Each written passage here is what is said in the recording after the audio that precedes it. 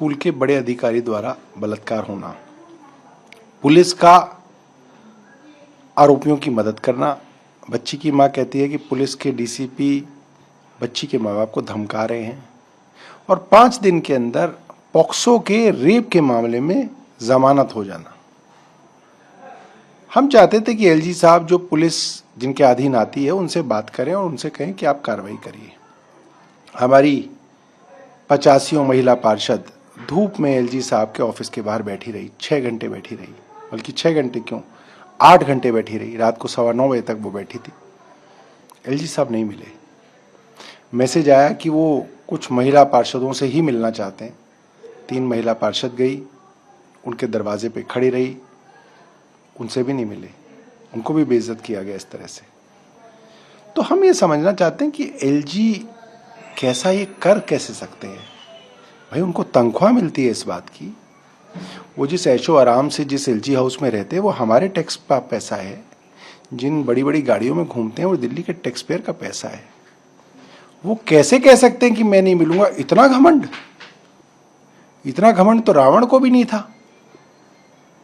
और आज दिल्ली के अंदर एक चलती हुई बस में बस कंडक्टर और ड्राइवर ने एक महिला का रेप कर दिया, ये खबर आ रही है, वो भी 2 दिन बाद आ रही है।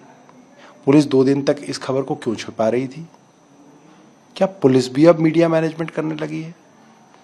और पुलिस कमिश्नर से आप समय मांगो, पुलिस कमिश्नर नहीं मिलते, एलजी से समय मांगो, एलजी नहीं मिलते। तो कहां जाए जनता, किससे बात करे?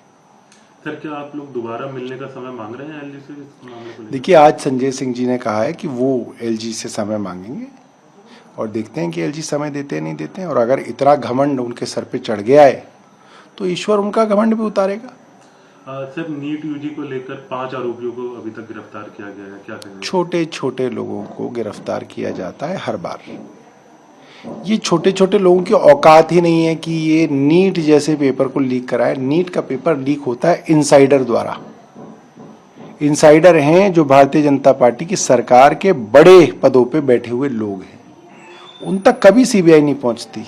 छोटी मछलियों को गिरफ्तार करके केस को रफा दफा किया जाता है और जब तक ये होगा तब तक लीक होता रहेगा। सर 2 रुपए रेट बढ़ा दिया गया है। देखिए, अभी तो सिर्फ दूध का बढ़ा है, अभी दही का भी बढ़ेगा, पनीर का भी बढ़ेगा, गेहूं का भी बढ़ेगा। रेस्टोरेंट के अंदर ऑलरेडी दाल, सब्जी, रोटी, नान सब महंगा हो गया है। ये देश की बिगड़ती हुई अर्थव्यवस्था दिखाता है। देश की हालत खराब है। इंजीनियरिंग करने वाले लोगों में 15% लोगों की नौकरी लग रही है, 85% सड़कों पे घूम रहे हैं।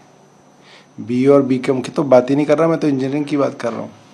हालात इतने खराब हैं कि देश का एक्सपोर्ट घटता जा रहा है, उसकी वजह से डेफिसिट बढ़ रहा है। डेफिसिट बढ़ने की वजह से रुपए की कीमत घट रही है। उस घटने की वजह से हमें जो पेट्रोल डीजल मिलता था वो और महंगा पड़ रहा है, उसकी वजह से और डेफिसिट बढ़ रहा है। तो इस वक्त देश की जो इकोनॉमी है वो आईसीयू में है।